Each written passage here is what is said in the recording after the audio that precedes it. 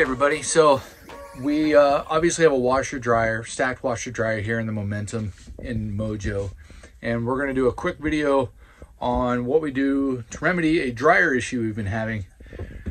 Excuse the mess. We have one of the Splendide WD 6400 DV, yeah, it's right there. DV 6400X. And it turns on, it gets heat, so the heating element's working, but it's not rotating. So we assume that either the belt slipped off or the belt is broken. But in order to get in there, we have to take it out first. We had them reinforce the washer and dryer on top of each other with these metal pieces. Works like a charm. You drive into Alaska and back, there's a lot of bumping around. Works great. But when it's time to pull the dryer out, it's an ordeal. So we removed one side of the door frame, which you wouldn't be able to pull it out without doing. We unscrewed the brackets that attach the washer to the dryer. Just so you know, that piece is actually down here. You'll want to pull this part off first and unscrew these three. They sit right here on this. We'll show you the finished product when it's all done. But we're going to go ahead and take you through some of the steps. Obviously, you see the dryer hose, dryer vent here. And we're also going to reseat the plug for where the power plugs in. So, all right, let's fix this. We're going to clean up a little bit here. Why don't you tell everybody what that is? It's for cleaning out the lint trap, but there, I look back behind here and there's a ton of lint in the back, so I'm going to go ahead and get that while I have this back.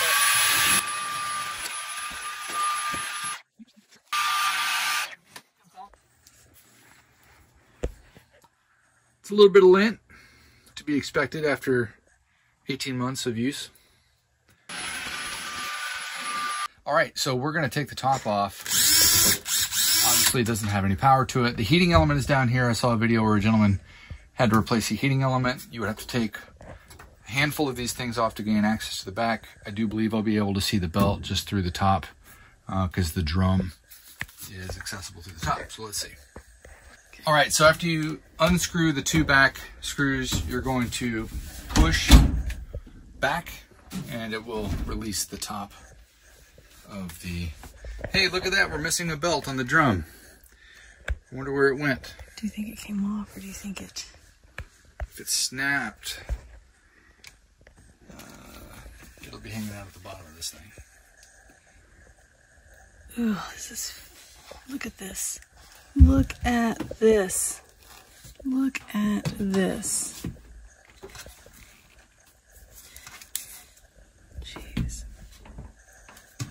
The belt goes here or here? Right here. Here. Right in the center. So I'm happy to say we found the belt. It is in fact at the bottom of the dryer. I do not know if it's intact, but I have just the tool for this particular job. Super excited. Let's go get it. So this particular device right here, I picked up at Canadian Tire. It's particularly good, has a magnetic end right here at the end and a claw, which is quite good at grabbing. If you drop screws, nuts, or bolts into an engine. Or toothbrush caps down into your sink.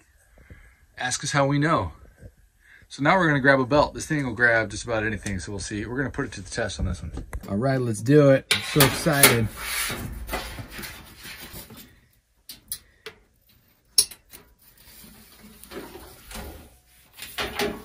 Snap right in half. Damn. But the tool works. But this right here is why the drum won't spin. Which...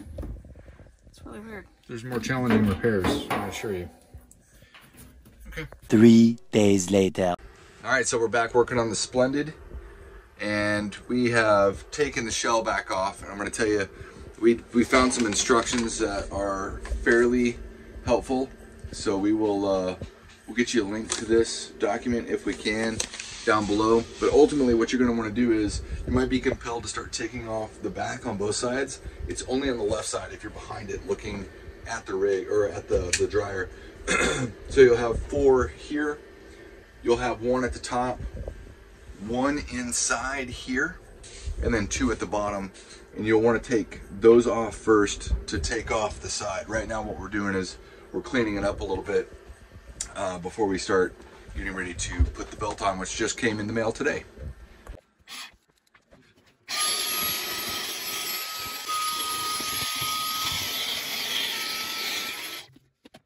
So you can see here they use zip ties to keep the cables together and then fastened it through one of the holes right here with this into the hole on the side. So don't just cut these. It would be unnecessary to cut them because you'll be able to keep them together.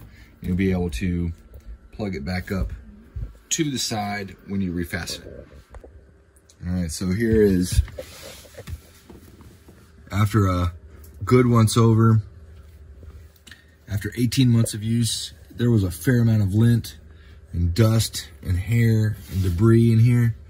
So this is considerably better. We took the advantage, or took the opportunity to take advantage of the repair to clean it out. So this is clearly where the belt, it's grooved right here.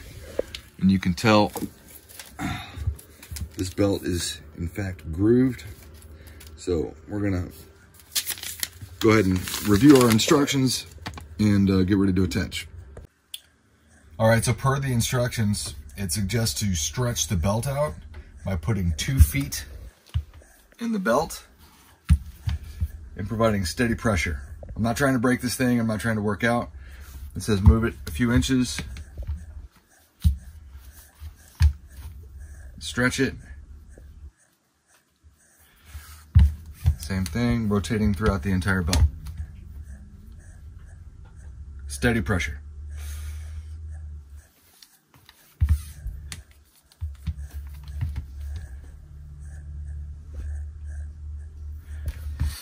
Okay, steady pressure. Shouldn't look different.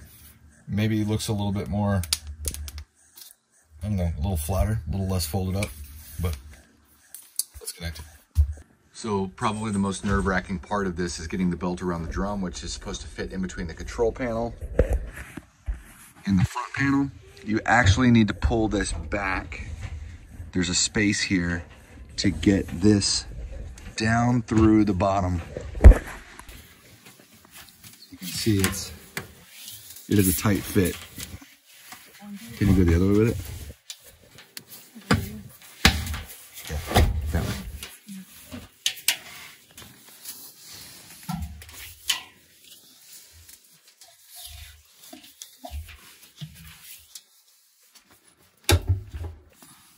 Create a bit of space there between where the drum connects.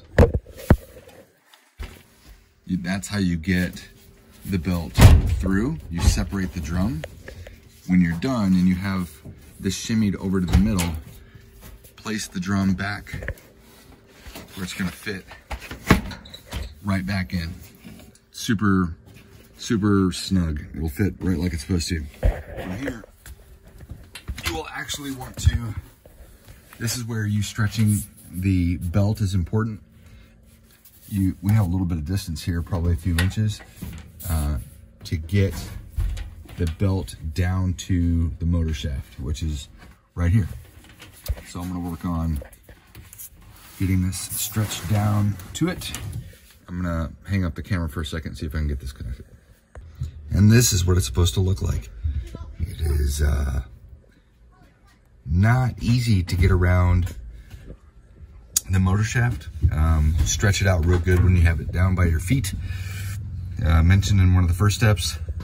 If you don't, you'll be trying to stretch it around the drum like I was, which you don't want to dent the drum or anything like that, but it requires some muscle, so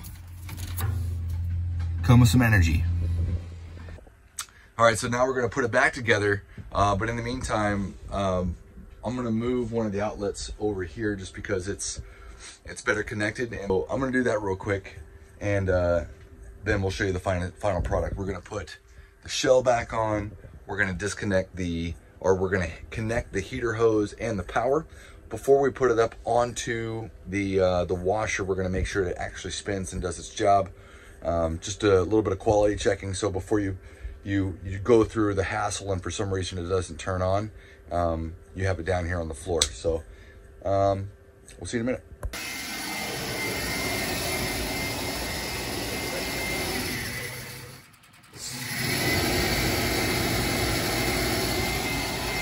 So as mentioned, you do a quality check before you put everything back together and you put it up onto the washer.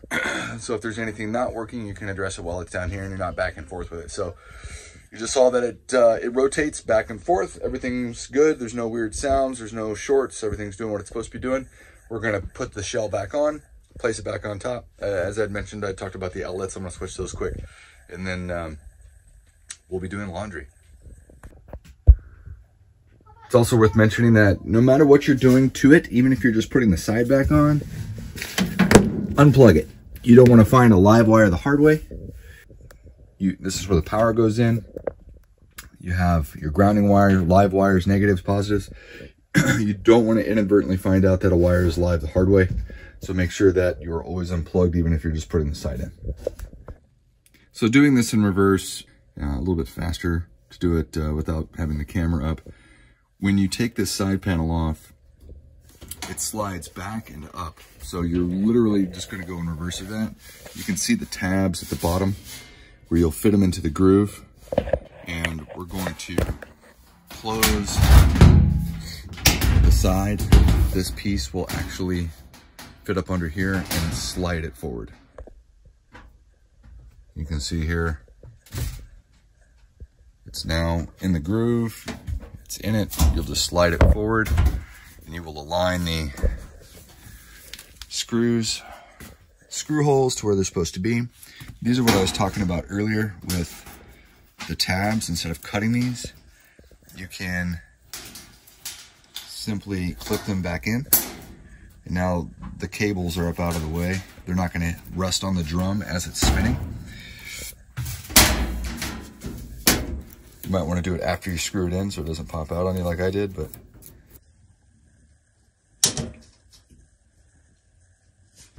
so we've tested that there's power going to each outlet here, which we run a dehumidifier with. We are now we've done a quality check since we put the belt on.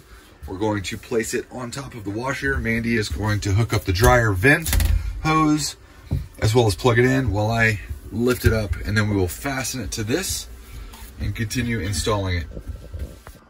So in preparation to travel to Alaska, we had done the Northeast and this thing was bouncing right off the washer. So it's obviously reinforced the floor, but it's also reinforced right behind this plate. But they added a shelf up here which screws into the side with some padding here, and it allows for zero bounce. It doesn't move at all. But the only way to get that in here is with a 90-degree DeWalt bit. This will save your life. I'm not sponsored by DeWalt yet. So if you happen to live full-time in an RV and you're wondering which brand to use, DeWalt. Even if you don't live in an RV, you live in a house, you do home theater installation or whatever else, that's what I used to use, and what I still use. So as you can see, we had to take the side out to be able to take the dryer in and out. So we're gonna put that back on, put the door back on, and this is the final product. And they are both powered and working. All right, hope this was helpful for you. If it was, like, subscribe, turn on your notifications, and we'll make sure to have more root down repair type videos if this is beneficial for you. If you have any questions about the repair or any of the things that we used to get it done, feel free to leave us a comment below as well. And remember, whatever that thing is for you, don't wait. This is not a trial run.